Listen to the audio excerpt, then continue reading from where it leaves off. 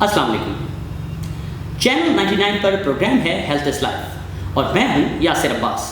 جی تو دوستو، کیسے ہیں آپ سب؟ امید کرتا ہوں کہ جہاں کہیں بھی ہوں گے بخیر و عافیت ہوں گے اور ساتھ ہی ساتھ اپنی زندگی بھرپور انداز میں گزار رہے ہوں گے. ناظرین، آج ہم نے جس موضوع کا انتخاب کیا ہے وہ ہے ہیپاٹائٹس. ہیپاٹائٹس کیا ہے، اس کی کتنی اقسام ہیں، اس کی تشخیص کس طرح سے ممکن ہوتی ہے اور اس کا علاج کیسے کیا جاتا ہے، ان تمام موضوعات پر بات کرنے کے لیے آج ہم نے مدعو کیا ہے ہمارے بہت ہی خاص مہمان ڈاکٹر غلام اللہ لائل صاحب، کنسلٹنٹ گیسٹرو انٹرولوجسٹ. اور آئیے دوستو ان سے بات کرتے ہیں. السلام علیکم. وعلیکم السلام. ڈاکٹر صاحب کیسے ہیں آپ؟ الحمدللہ. ڈاکٹر صاحب، سب سے پہلے تو آپ کا بہت بہت شکریہ کہ آپ نے اپنی مصروفیات میں سے وقت نکالا اور ہمارے شو میں تشریف لائے. اچھا ڈاکٹر صاحب، آپ سے یہ پوچھنا چاہیں گے کہ لفظ ہیپاٹائٹس، جیسا کہ آپ سے ہم نے آج بات کرنی ہے، تو سب سے پہلے تو یہ بتائیے، ہمارے ناظرین بھی جاننا چاہیں گے کہ ہیپاٹائٹس ہے کیا؟ دیکھیے، ہیپاٹائٹس ہم کہتے ہیں جگر کی سوزش کو. تو جو لفظ ہے، لفظی میننگ یہ ہے کہ جگر پہ ورم یا سوزش ہونا. اب ہیپاٹائٹس کی کئی ساری اقسام ہیں جن میں وائرل ہیپاٹائٹس ہے، اور وائرل ہیپاٹائٹس کے علاوہ پھر فیٹی لیور ڈیزیز ہے، نان الکوہولک اسٹیٹو ہیپاٹائٹس ہے، اور اس کے علاوہ جو ہے الکوہولک لیور ڈیزیز ہے اور میٹابولک لیور ڈیزیزز ہیں. ان سب میں لیور میں سوزش ہوتی ہے، تو اس وجہ سے اسے ہیپاٹائٹس کہا جاتا ہے. ٹھیک. اچھا ڈاکٹر صاحب، ساتھ ہی ساتھ آپ سے یہ بھی پوچھنا چاہیں گے کہ اگر اقسام کی بات کی جائے تو ہیپاٹائٹس کتنے اقسام کا ہے؟ دیکھیے، جیسے ابھی میں بتا رہا تھا کہ جو ہے مختلف اقسام ہیں جن میں وائرل ہیپاٹائٹس ہے. اب وائرل ہیپاٹائٹس جو زیادہ تر ہمارے یہاں کامن ہے، ہیپاٹائٹس بی، ہیپاٹائٹس سی، یہ کیونکہ کرونک لیور ڈیزیز کا سبب بنتے ہیں، یعنی کہ وہ ڈیزیز کئی عرصے تک چلتی ہے اور اس کی کئی زیادہ پیچیدگیاں ہوتی ہیں. ان پیچیدگیوں کو مد نظر رکھتے ہوئے ہیپاٹائٹس بی اور سی پہ زیادہ فوکس رہتا ہے. البتہ ہیپاٹائٹس اے اور ہیپاٹائٹس ای جو کہ کھانے اور پینے کی اشیاء سے ٹرانسفر یعنی منتقل ہوتی ہیں، تو وہ بھی ہمیں مد نظر رکھنی ہوتی ہیں. اب یہ ہو گئی وائرل ہیپاٹائٹس. وائرل ہیپاٹائٹس کے علاوہ الکوہول کی کنزپشن سے بھی جگر میں ورم یعنی سوزش آ سکتی ہے، ہیپاٹائٹس ہو سکتا ہے، اسے الکوہولک ہیپاٹائٹس کہتے ہیں. اور دوسرا ہوتا ہے نان الکوہولک اسٹیٹو ہیپاٹائٹس، یعنی کہ جگر پہ چربی آنے کی وجہ سے جو سوزش ہو، وہ ہم کہتے ہیں کہ نان الکوہولک اسٹیٹو ہیپاٹائٹس ہے. تو ہمیں یہ ہمیشہ یہ دھیان میں رکھنا ہوتا ہے کہ ہم کون سی اقسام کو کس طرح سے ڈائگنوز کریں گے اور ان کا علاج کیسے کریں گے. اب جب وائرل ہیپاٹائٹس ہے، وائرل ہیپاٹائٹس بی کا مختلف علاج ہوتا ہے، وائرل ہیپاٹائٹس سی کا مختلف علاج ہوتا ہے، جو کہ ہم آگے چل کے اور لمحہ باتیں کرتے رہیں گے. ٹھیک. اچھا ڈاکٹر صاحب، ساتھ ہی ساتھ اگر ہم بات کریں ڈائگنوز سے متعلق، تو تشخیص جو ہے وہ ہیپاٹائٹس کی کس طرح سے ہو سکتی ہے؟ دیکھیے، جب ہیپاٹائٹس ہے جگر کی سوزش میں، تو اس کی پہلے تو کچھ علامات آتی ہیں. مریض کو مختلف علامات ہیں، جیسے انہیں کھانے پینے کی اشیاء میں ٹیسٹ اچھا نہیں لگ رہا، انہیں بار بار الٹیاں ہو رہی ہیں یا پیٹ میں درد ہو رہا ہے. جب یہ علامات ہونے شروع ہوئے ہیں تو وہ ظاہر ہے مریض کہیں قریبی اپنے ڈاکٹر کے پاس رجوع کرتا ہے، اور ڈاکٹر ان کا بلڈ سیمپل، بلڈ رپورٹ کراتا ہے، جسے ہم لیور فنکشن ٹیسٹ یعنی LFT کہتے ہیں. اس LFT میں کچھ مخصوص قسم کی رپورٹس یعنی ALT، SGPT اور SGOT کو دیکھتے ہوئے کہ اگر وہ بڑھے ہوئے ہیں، نارمل لیول سے زیادہ ہیں، تو یہ سوچا جاتا ہے کہ لیور پہ ورم ہے یعنی ہیپاٹائٹس ڈیولپ ہو چکا ہے. پھر کتنا بڑا ہوا ہے اور باقی کیا پیرامیٹر ساتھ میں بڑے ہوئے ہیں، بلوروپن بڑا ہوا ہے، SGPT بڑا ہوا ہے، SGOT بڑا ہوا ہے، گاما GT بڑا ہوا ہے، اس کے حساب سے ہمیں اقسام کا ڈائریکشن پتہ چلتا ہے کہ کون سی ڈائریکشن میں ہمیں زیادہ ورک اپ کرنا ہے. پھر دوسرا جو مین کام ہوتا ہے وہ ہم الٹرا ساؤنڈ ایبڈومن کرواتے ہیں. ظاہر ہے الٹرا ساؤنڈ ایبڈومن میں کیونکہ جگر بھی ایبڈومن کا حصہ ہے، اب وہ جگر بھی نظر آتا ہے، ساتھ میں ہمیں اور چیزوں پہ نظر رکھنا ضروری ہوتی ہے. الٹرا ساؤنڈ جب ہم کرتے ہیں تو ہم تلی کا سائز بھی دیکھتے ہیں، ہم پیٹ میں پانی بھی دیکھتے ہیں کہ کہیں پیٹ میں پانی تو نہیں آ گیا. پیٹ میں پانی، اگر جگر کی سوزش کے ساتھ پیٹ میں پانی آیا ہے تو یہ دو علامات ہو سکتے ہیں، یا تو وہ ایکیوٹ لیور فیلئر یعنی ابھی لیور فیل ہوا ہے، یا کرونک لیور ڈیزیز یعنی کہ پرانی کوئی بیماری چلتی آ رہی تھی جگر کی، جس کی پیچیدگی کے طور پہ پیٹ میں پانی آ گیا ہے. ٹھیک. اچھا ڈاکٹر صاحب، اگر اقسام کے مطابق بات کی جائے تو جس طرح کا یا جس قسم کا ہیپاٹائٹس ہے تو آیا کہ اس کا پھر موڈ آف ٹریٹمنٹ بھی ویسا ہی ہوگا؟ جی، اب اگر وائرل ہیپاٹائٹس ہے، یعنی کہ وائرل ہیپاٹائٹس کو ہم اگر ان ہیپاٹائٹس کو لے لیں، یعنی ہیپاٹائٹس اے اور ای، ان میں ہم کنزرویٹو ٹریٹمنٹ دیتے ہیں، یعنی کہ کوئی اسپیسیفک وائرل ٹریٹمنٹ نہیں ہوتا، لیکن مریض کو اگر الٹی ہو رہی ہے تو ہمیں ہائیڈریشن رکھنا ہے، ہم ہائیڈریشن مینٹین رکھتے ہیں۔ بعض دفعہ یہ ہائیڈریشن مینٹین رکھنے کے لیے ہم مریض اگر منہ سے لے سکتا ہے تو ہم جوسز کو کہ جوس لے لیں، پانی لے لیں، شربت لے لیں، یہ زیادہ سے زیادہ مقدار میں لیں تاکہ جگر کی پیچیدگی میں نہ جائیں، ایکیوٹ لیور فیلئر کی طرف نہ جائیں۔ تو ہم یہ سب چیزیں بتا رہے ہوتے ہیں، اور یہی ایک وجہ ہے کہ جس کی وجہ سے جو ہے عام پبلک میں یہ مشہور بات پائی جاتی ہے کہ گنے کا رس پئیں جی۔ بیسک ہے کچھ متس بھی ہیں نا؟ ہاں، یہ متس اس لیے ڈیولپ ہوئے ہیں کیونکہ ڈاکٹر تو فلوئڈ دینا چاہتا ہے، وہ چاہتا ہے کہ پانی اور نمکیات کی کمی نہ ہو اور مزید پیچیدگیاں نہ ہوں، تو یہ متس اس طرح سے ڈیولپ ہوتے ہیں۔ اور پھر یہ اگر ہم وائرل ہیپاٹائٹس بی کی بات کریں تو اس کے لیے مخصوص قسم کا علاج ہے جو کہ ٹیبلیٹس فارم میں ہے۔ کچھ دو ایک کنڈیشنز ہیں جس میں ہم انجیکشن، جو انٹرفیرون انجیکشن ہمیشہ سے لگتے آئے تھے وہ اب بھی لگاتے ہیں، لیکن اب تھوڑا اس کا استعمال کم ہو گیا ہے۔ اب اورل ٹیبلیٹس ہیں جو کہ ہم ہیپاٹائٹس بی میں دیا کرتے ہیں، اور اسی طرح سے ہیپاٹائٹس سی میں بھی اورل ٹیبلیٹس موجود ہیں۔ اب ہیپاٹائٹس سی میں جو اورل ٹیبلیٹس ہیں ان کے لیے اچھائی یہ ہے کہ میکسیمم 3 to 6 months، تو 3 سے 6 ماہ میں اگر کوئی پیورلی کیور ہو سکتا ہے ہیپاٹائٹس سی سے تو مریض بھی کیوں نہ کرے گا، ضرور کرے گا۔ ٹھیک۔ اچھا ڈاکٹر صاحب، زیادہ تر یہ بھی سننے میں آتا ہے کہ ہیپاٹائٹس کی بیماری کو کئی لوگ خاموش قاتل کے طور پر بھی دیکھتے ہیں کہ اس کی علامات جب تک ظاہر ہوتی ہیں تب تک جو ہے وہ آپ کا کھیل جو ہے وہ ختم ہو چکا ہوتا ہے، یعنی صحت کا کھیل۔ تو میں یہ چاہوں گا کہ آپ اس حوالے سے بتائیں کہ وہ ہیپاٹائٹس کی کون سی ایسی قسم ہے کہ جو آ جائے تو تب تک اس کا علاج جو ہے وہ کسی حد تک یعنی ناممکن ہو جاتا ہے یا بہت زیادہ مشکل ہو جاتا ہے؟ دیکھیے، ویسے تو سارے ہیپاٹائٹس اگر ٹائملی ٹریٹ نہ کیے جائیں تو وہ جان لیوا ہو سکتے ہیں، چاہے وہ ہیپاٹائٹس اے ہو، ہیپاٹائٹس ای ہو یا ہیپاٹائٹس بی سی۔ ہم وائرل ہیپاٹائٹس کے لیے بات کر رہے ہیں۔ تو اب ہوتا یہ ہے کہ ہیپاٹائٹس اے اور ای عموماً ایکیوٹ فیز میں ہوتے ہیں، یعنی کہ وہ اگر بیماری آئی بھی ہے تو جلدی آتی ہے اور عموماً جلدی ہی ختم ہو جاتی ہے۔ لیکن ہیپاٹائٹس بی اور سی کے ساتھ یہ ہے کہ اگر وہ مریض کو بیماری لاحق ہے لیکن باوجود اس کے مریض کو پتہ نہیں ہوتا، البتہ ایسا بھی ہوتا ہے جب وہ ایکیوٹ فیز میں یہ جو علامات میں نے پہلے بتائی تھی کہ بھوک نہ لگنا، الٹی ہونا، پیٹ میں درد ہونا، یہ علامات بھی نہیں ہوتی۔ اب مریض کو ہم نے اسکرین کیا، کسی اور وجہ سے وہ آیا تو خون دینے تھا، لیکن الٹرا ساؤنڈ بلڈ کیا، نکالا، سیمپل کیا تو اس میں ہیپاٹائٹس بی یا سی کا رپورٹ پازیٹیو آ گیا۔ ہم مریض کو کہتے ہیں کہ آپ کے لیے اچھی علامت ہے کیونکہ ایک خاموش قاتل جو آپ کے ساتھ تھا اس کا پتہ چل گیا۔ ہوتا یہ ہے جب اس طرح سے ہیپاٹائٹس بی یا سی کرونیکلی رہے، جسم میں 6 مہینے سے زیادہ رہے اور پھر آہستہ آہستہ چلتا رہے، سالوں لگتے ہیں اس کو جگر کو ختم کرنے میں، لیکن اب وہ ہوتا یہ ہے کہ اینڈ اسٹیج لیور ڈیزیز بن جاتا ہے۔ اینڈ اسٹیج لیور ڈیزیز میں پھر مختلف پیچیدگیاں ہونا شروع ہو جاتی ہیں، جیسے مریض کے پیٹ میں پانی بھر گیا، پیٹ کے پانی میں انفیکشن ہو گیا، گردوں نے کام کرنا چھوڑ دیا، سینے میں پانی بھر گیا، یا ان کی دماغی کیفیت جو ہے وہ خراب ہونے لگی، جسے ہم ہیپاٹک انکیف کہتے ہیں۔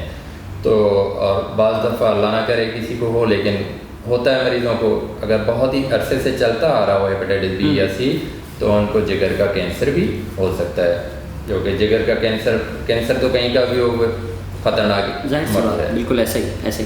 اچھا ڈاکٹر صاحب، ساتھ ساتھ آپ سے یہ بھی پوچھنا چاہیں گے کہ اگر شماریات کے حساب سے بات کی جائے اسٹیٹسٹیشین کے حوالے سے، تو آپ کیا سمجھتے ہیں کہ مرد و خواتین میں سے کون سب سے زیادہ متاثر ہے؟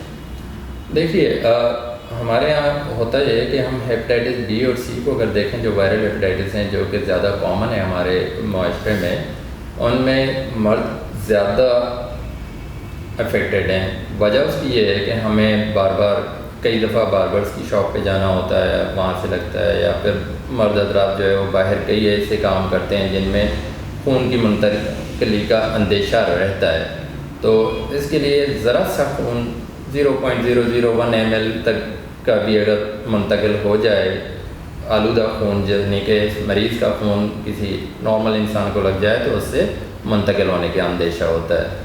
تو اس حوالے سے جو ہے مرد حضرات تھوڑا سا خواتین سے زیادہ رسک پہ رہتے ہیں ہیپیٹائٹس بی اور سی کے حوالے سے. ٹھیک.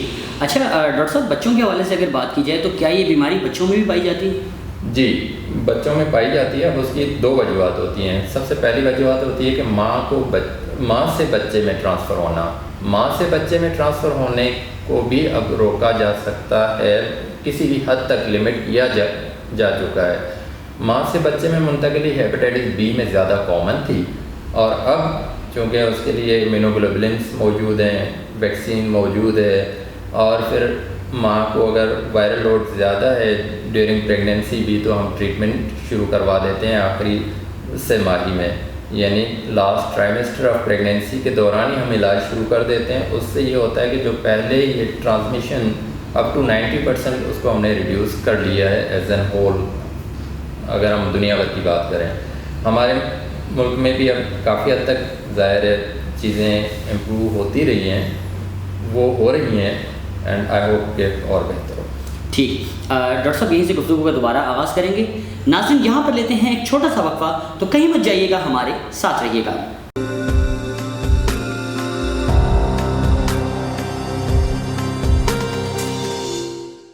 عمار آئیکن ٹاور 4K چورنگی اور نارتھ کراچی اللہ والی چورنگی کے سنگم پر گلشن قنیس فاطمہ سوسائٹی میں 300 فٹ چوڑے مین روڈ سے متصل بااعتماد و باوقار عمار ڈیولپرز اینڈ بلڈرز پیش کرتے ہیں عمار آئیکن ٹاور SPCA سے منظور شدہ 2, 4 اور 5 کمروں کے بے مثال لگژری اپارٹمنٹس. 300 فٹ چوڑے مین روڈ پر عالمی معیار کی طرز رہائش, شاندار سہولیات و آسائشات کے ساتھ خوشحال مستقبل کی تعمیر. شہر کے درمیان لاجواب لوکیشن, رہائشی و commercial project Ammar icon tower. کنجان آبادی کے درمیان پرسکون و بااطمینان رہائش. گرین بس اسٹینڈ پروجیکٹ کے چند قدم کے فاصلے پر آپ کے دیرینہ تصور سے اپنے گھر کی حقیقی تصویر تک جدید و کشادہ اپارٹمنٹس. عمار آئیکن ٹاور, زندگی کا سفر اور بھی خوشگوار. کشادہ بیڈ رومز, وسیع ٹی وی لاؤنج, باوقار و کشادہ drawing room, finished kitchen, imported tile سے آراستہ باتھ رومز, لوڈ شیڈنگ سے مکمل نجات, 24 گھنٹے بجلی کی فراہمی, پروجیکٹ کا اپنا سولر پاور بیک اپ, 24 گھنٹے میٹھے پانی کی فراہمی, پروجیکٹ کا اپنا RO پلانٹ, پروجیکٹ کی اپنی مسجد, free car parking, fire fighting system, garbage shoot, CCTV camera, free wi fi, جدید امپورٹڈ لفٹس, وسیع ریسپشن لابی, جدید intercom system, under ground cable wiring, ladies and gents gymnasium, children play area, 24 گھنٹے security, 24 گھنٹے transport, بااطمینان و جدید سہولیات سے آراستہ انداز زندگی. آسان ماہانہ اقساط پر بکنگ صرف 45,000 روپے سے, ماہانہ قسط صرف 12,000 روپے سے. عمار ڈیولپرز اینڈ بلڈرز پیش کرتے ہیں عمار آئیکن ٹاور. بکنگ اور تفصیلات کے لیے ابھی رابطہ کریں. مارکیٹنگ کی دنیا کا بااعتماد معروف نام, ISO certified 9001/2015 TI marketing network. Cell number 0309 222 9914 0330 3587 119. Phone number 021 364 03312 and 4.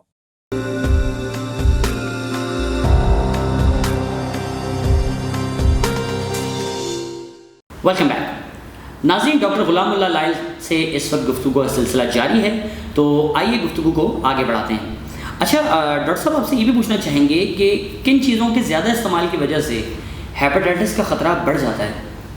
جی اب جو کن چیزوں کے زیادہ استعمال سے, ایک تو ہم پہلے بات کر رہے تھے ہیپیٹائٹس اے اور ای, وہ غذائی اجناس مطلب آلودہ پانی یا غذا سے لگتا ہے. لیکن اور بھی کچھ ایسی بیماریاں ہیں جن سے ہیپیٹائٹس ہوتا ہے. ہیپیٹائٹس غذائی اجناس جیسے ہم فیٹ کا انٹیک زیادہ لیں, کولڈ ڈرنکس زیادہ لیں, جنک فوڈ زیادہ لیں, اس سے جگر پہ چربی آنا شروع ہو جاتی ہے اور وہ آہستہ آہستہ کر کے نان الکوہلک اسٹیٹو ہیپیٹائٹس کا سبب بنتی ہیں. تو یہ چیزیں جو ہے ہمیں کوشش کر کے لمٹ کر لینی چاہیے, اور ہمیں ریگولر اپنے ایکسرسائز کو اپنے روٹین میں لانا چاہیے تاکہ جو ایکسٹرا کیلوریز ہیں وہ برن ہو جائیں اور زیادہ فیٹ ہمارے باڈی میں جمع نہ ہو. اس طرح سے ہم ایک اور ہیپاٹائٹس کی قسم یعنی کہ فیٹی لیور سے بچ سکتے ہیں. اور اگر ہم غذا اچھی استعمال کریں گے تو ہم ہیپاٹائٹس اے اور ای سے بھی بچ سکتے ہیں. ٹھیک.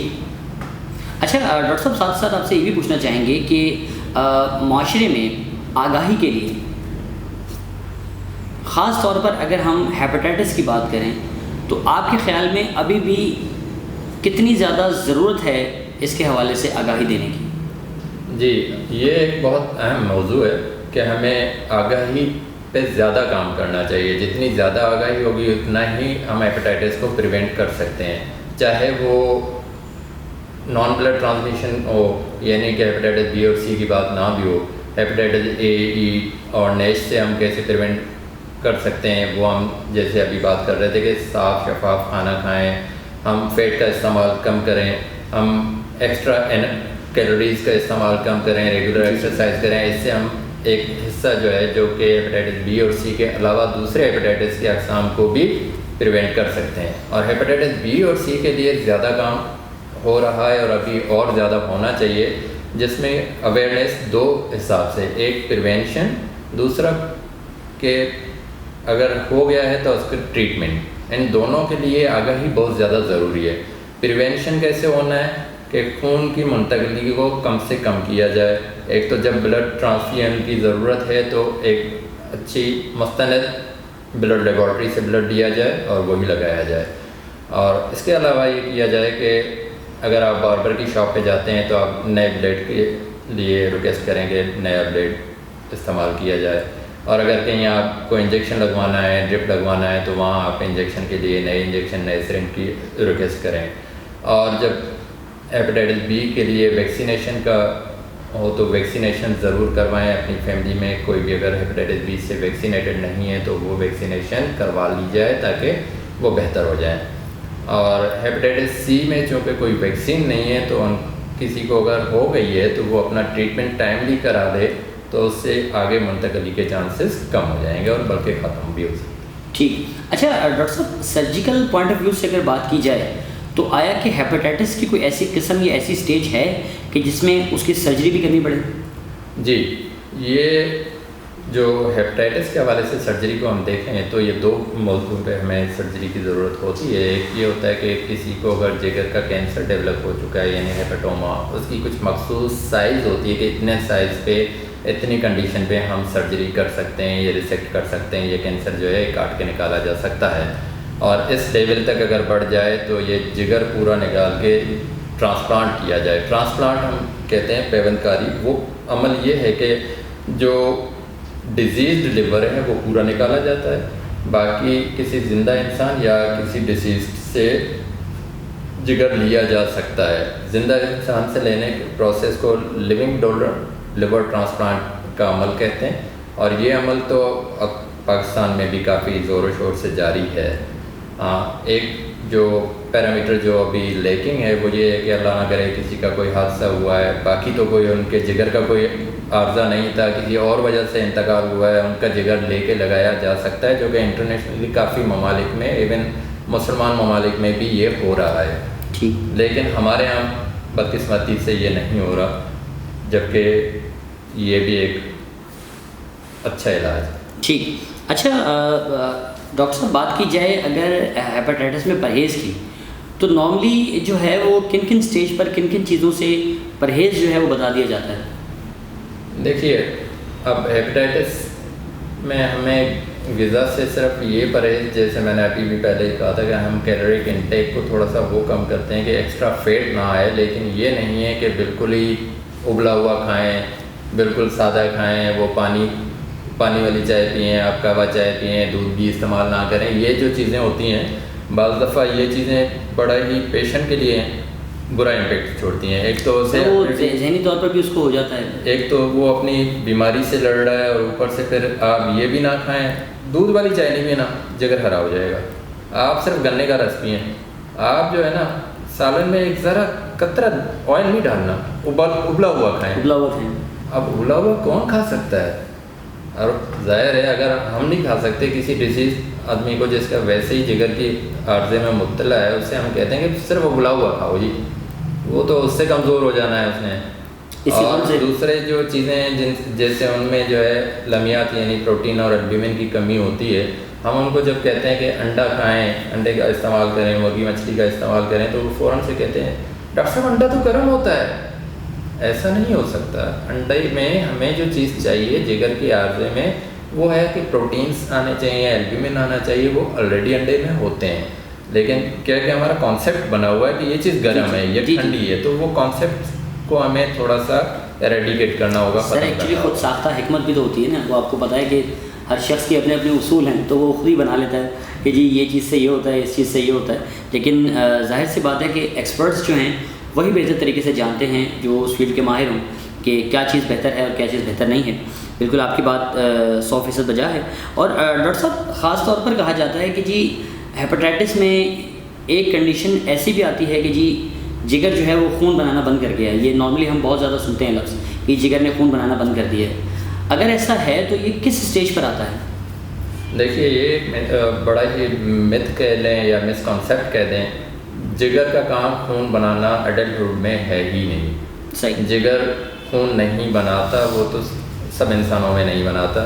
جگر کا جو مین فیکٹر ہوتا ہے خون کوآگولیشن فیکٹر، یعنی کہ خون کے بہنے کی صلاحیت کو مینٹین رکھنے والی چیزیں، اور دوسرا پروٹینز بنانا، یعنی جو ابھی ہم بات کر رہے تھے البومن. تو یہ دونوں چیزیں جو سنتھیٹک فنکشن ہے وہ یہی ہیں. جگر کے کرنے والے کام یہی ہیں. خون بنانے کا کام جگر کا ہے ہی نہیں. یہ ایک مکس کانسیپٹ ہے جو کہ ختم ہونا چاہیے. ایک مت ہے یعنی مت. ٹھیک. اچھا ڈاکٹر صاحب آپ کے ذاتی تجربے کی بنیاد پر آپ سے پوچھنا چاہیں گے کہ کوئی ایک ایسا مریض جو آپ کو یاد ہو کہ جس کا علاج جو ہے وہ بہت ہی زیادہ کمپلیکیٹڈ ہو اس کی بیماری، اور پھر آپ نے اس کا علاج کیا اور وہ دوبارہ زندگی کی طرف لوٹ آیا؟ جی یہ عموماً ایسا ہوتا ہے جب ایکیوٹ ہیپاٹائٹس اے یا ای میں ہوں اور پیشنٹ ایون لیور فیلئر میں بھی چلے جائیں تو بہت زیادہ اچھے امکانات ہوتے ہیں کہ اگر انہیں ٹائم بھی ٹریٹ کیا جائے تو ریکور ہو جاتے ہیں. بعض دفعہ ایسا ہوتا تھا کہ ابھی جوانی ہے، 18-20 سال کا لڑکا ہے اور ہے بھی ماں باپ کا اکلوتا ہے. ایسا پیشنٹ آ چکا ہے ہمارے سامنے جس پہ جو ہے ماں باپ ظاہر جان دینے کو تیار ہیں اور ہے بھی ایکیوٹ لیور فیلئر، لیکن پھر اللہ نے ان کو زندگی دی، ٹریٹمنٹ سے وہ ریکور ہو گئے. تو وہ اپنے پاؤں پہ جب چل کے گئے تو ان کی ماں باپ کی خوشی دیکھنے کے قابل، ایک پر اعتماد جو ان کا جذبہ تھا وہ دیکھنے کے قابل تھا. ٹھیک. اچھا ڈاکٹر صاحب ایک سوال اور آپ سے کریں گے جو کہ آپ کی ذاتی زندگی سے متعلق ہی ہے کہ آپ نے اسی شعبے کا انتخاب کیوں کیا؟ دیکھیں اس شعبے کا انتخاب بہت ہی سوچ سمجھ کے کیا تھا. جب میں اپنے پیریفریز میں تھا تو وہاں پر عموماً یہی مس کانسیپٹ اور مس کنڈکٹس کئی سارے سنے تھے. جب میں اپنی انڈر گریجویٹ لائف میں تھا اور MBBS پڑھ رہا تھا تو میں نے سوچا کہ اس کو کسی لیول پہ جا کے ہمیں روکنا چاہیے، بتانا چاہیے. تو سب کو ایک ساتھ لے کر چلنے کے لیے، اور ہیپٹولوجسٹ گیسٹرنٹرولوجسٹ وہاں ہمارے ایریا میں تھے بھی نہیں، تو کہ چیزیں کس طرح سے امپروو کرنی ہے. بعض دفعہ جو ہے ہمارے یہاں جنرل فزیشنز یا لوکل پریکٹیشنرز جو ہیں وہ بھی پیشنٹس کی طرح ہی بولنا شروع کر دیتے ہیں، جی یہ مت کھائیے گا، یہ مت کھائیے گا، یہ مت کھائیے گا. تو میں نے خود اپنی پرسنل لائف میں کچھ ایسے پیشنٹس دیکھے جن کے بعد میں مجھے یہ تھا کہ خود اسی میں فیلڈ میں جانا چاہیے تاکہ پیشنٹس کی رہنمائی اچھے سے اچھے کی جائے. ٹھیک. اچھا ڈاکٹر صاحب ایک بہت اہم سوال آپ سے کرنا چاہوں گا، گو کہ آپ کو معلوم ہے کہ جب بھی آپ اسٹوڈنٹ ہوتے ہیں تو آپ کی لائف کو بنانے میں آپ کے پیرنٹس کے ساتھ ساتھ آپ کے ٹیچرس کا بہت بڑا ہاتھ ہوتا ہے. تو آج میں چاہوں گا کہ آپ یہ بتائیے کہ اپنے اساتذہ کے بارے میں آپ کیا کہنا چاہیں؟ دیکھیے ہمارے اساتذہ جو ہے وہ بہت ہی بڑی غنیمت ہیں. اگر اچھے استاد ہمیشہ سے یاد رہتے ہیں. جیسے مجھے اپنے پرائمری کے استاد بھی ابھی تک یاد ہیں اور even middle school, high school سب استاد یاد ہیں. تو ہر استاد آپ کے لیے ایک اچھی سیڑھی کا استعمال دے رہا ہے. وہ تو اپنی جگہ فکس ہے، لیکن آپ ان سے تعلیم حاصل کر کے آگے ترقی لیتے جا رہے ہوتے ہیں. تو آپ کو چاہیے آپ کا استاد جب بھی جہاں بھی جس اسٹیج پہ بھی آپ کو ملے اس کی آپ ریسپیکٹ کریں.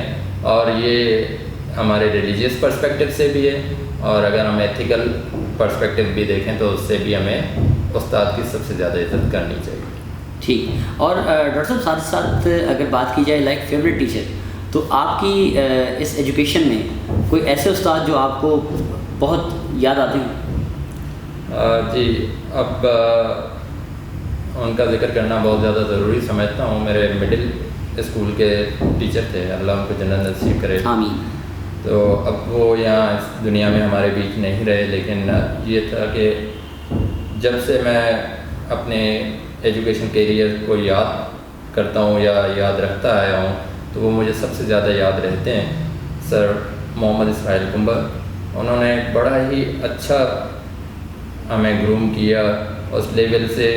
اور جو میری ہائر اسکول کی ایجوکیشن ہے وہ بیسیکلی بدین ڈسٹرکٹ کے بھی ایک چھوٹے سے شہر پنگریوں میں ہے، اور وہاں ہمارا اسکول جو ہے وہ ایسا چھوٹا سا اسکول تھا. اس چھوٹے سے اسکول میں بھی ان استادوں کی ایک بڑی سی محنت اور کاوش جو ہے وہ ظاہر ہے ہمارے کیریئر میں ایک بڑا ہی عظیم حصہ لیتی ہے.